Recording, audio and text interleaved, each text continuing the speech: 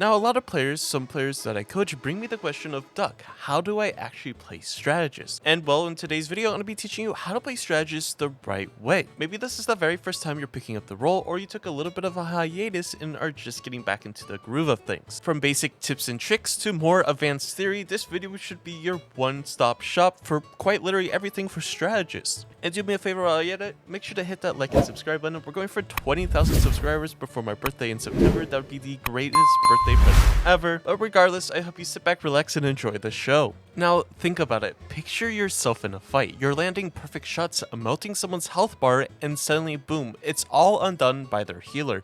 Frustrating, right? Naturally, your instinct is to go after the healer first.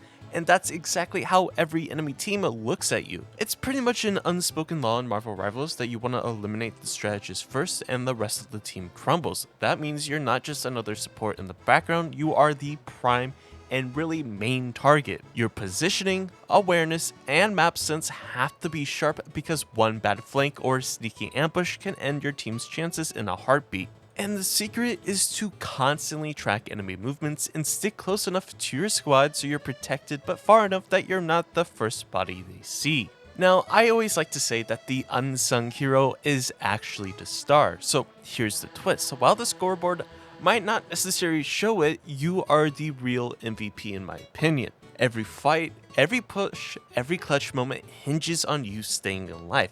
It's kind of like a big game of cat and mouse. Running from the cat, constantly trying to reposition yourself, trying to know where the cat is going to strike next, with preparing yourself for what's to come. Now, duelists and vanguards may get the highlight reels, but without your healing and utility, they're nothing more than flashy corpses. Yes, I just said that. So in my opinion, don't think of yourself as just a support. In Marvel Rivals, the strategist is the backbone, the lifeline, and honestly the main character of every match in my opinion. Now, one of the coolest perks playing strategist is, I guess, the exclusive HUD. While other roles have to guess how their teammates are holding up, you basically got X-ray vision for health bars. Although you can turn this on in the settings for other roles or other heroes. The whole idea is that you'll always know exactly how your squad is doing even through walls. It's like you've got a built-in medical scanner strapped to your eyeballs. And when it comes to healing allies, I like to have a 3-step priority plan essentially. That's your normal aura. If your ally is going with the standard aura color that everyone sees, you can relax. They're pretty much fine, barely scratched, maybe just grazed by a bullet or two. Then once they start taking a little bit more damage, this is your warning light. It means they've taken a decent chunk of damage, usually sitting around 50% to 90% HP. Not necessarily critical, but you'll want to start prepping to heal them before things get relatively messy. Then of course we have our critical stage. This is the panic alarm. If you see a teammate flashing this icon, forget everything else, you must prioritize healing them immediately. That's your teammate screaming "help me" strategist in visual form. Keeping an eye on these health signals is what separates an average strategist, in the most part, from a clutch lifesaver. Every second you shave off and reacting to an ally's damage could be the difference between saving them or watching the kill feed light up with their name. Now, playing a support or playing a strategist doesn't mean you're helpless. Just because your primary mission is keeping the squad alive, it doesn't mean you're necessarily useless in a fight. Strategists might be healers first, but they're not pacifists. Now, the strategists or healers in this game got a ton of tools to chip away at enemies, harass divers who come after you, or finish off someone your duelist just left 1 HP away from elimination. Now, this is certainly true when you think of characters like Invisible Woman with her shift, which is the gravitational pulse, I believe, where it brings down flyers, does damage into neutral, and is all around a decent ability. You also have Luna Snow, who is just Luna Snow that's completely overpowered, that can 2-burst people. So, I mean, the characters can keep themselves alive when they're getting dived in a lot of fights. But here's the golden rule. Healing comes first, damage comes second. Unfortunately, you can't just play a DPS Rocket or a DPS Luna, although you can, that is an option. It's just way better that healing comes first and damage comes second. Your team can't function if you're busy padding your damage numbers while your frontline is getting shredded. Think of it like being the conductor of an orchestra. You keep the rhythm going, and if you're not on beat, the whole performance falls apart. And honestly, I'm not gonna lie, that was actually a pretty good analogy. Now, honestly, this role feels so unique. Yes, playing Strategist often means spending most of your time glued to your team's health bar, watching for dips and reacting instantly. But that's also what makes this role so rewarding. You're not just a support, you're honestly the hidden win condition.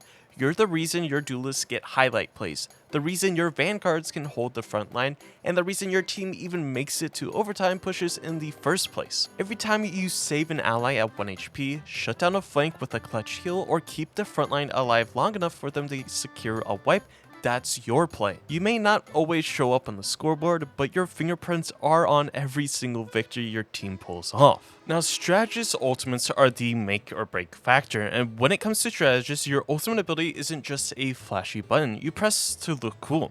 It's the very definition of a game changer. Most strategists have ults that can completely flip the momentum of a fight, but here's the catch. Used at the wrong time, they're basically useless. A wasted ult can feel like throwing away a golden ticket, while a perfectly timed one can turn your entire squad or entire team into unstoppable gods. Think about it.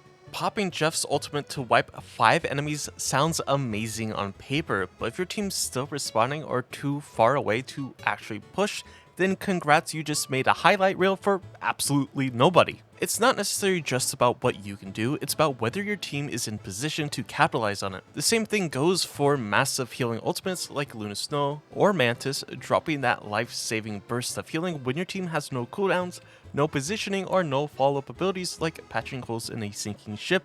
It'll hold for a second, but it won't save anyone in the long run. Now, I've said this time and time again that the strategist's extra job is essentially the field general. Being a strategist isn't just about keeping bars green. You're the quiet commander, the one who has to think a step ahead. Before you even consider pressing that ult key, you need to be asking, where's my team positioned? Do they have their abilities or ults ready?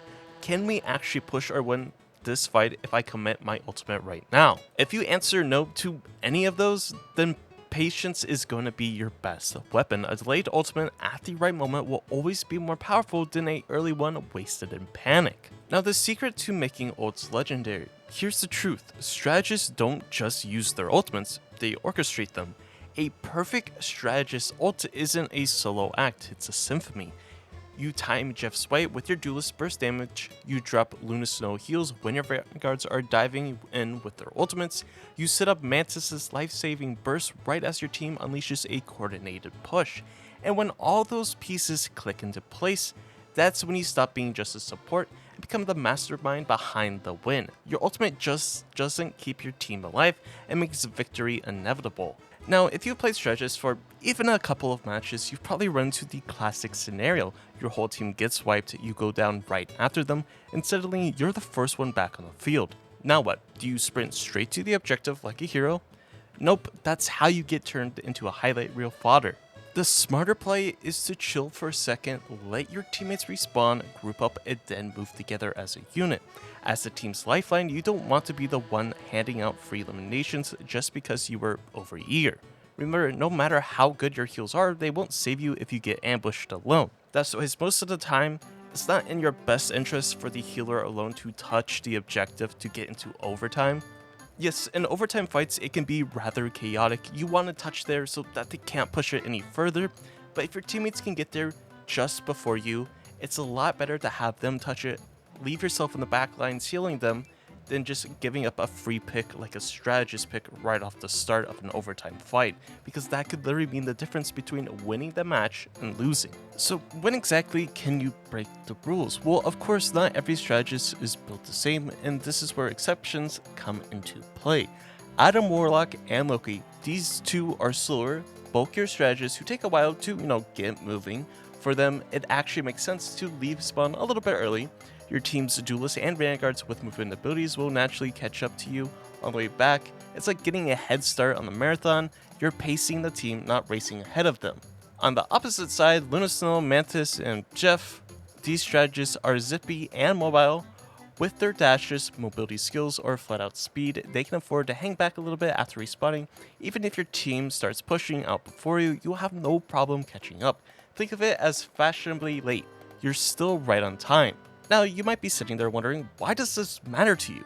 why do I need to know when to leave spawn? Well, this might sound like a little small detail, but it's actually huge. Coordinating how you leave spawn can completely change the flow of the match. If you go in too early and die alone, your team now has to fight without their healer.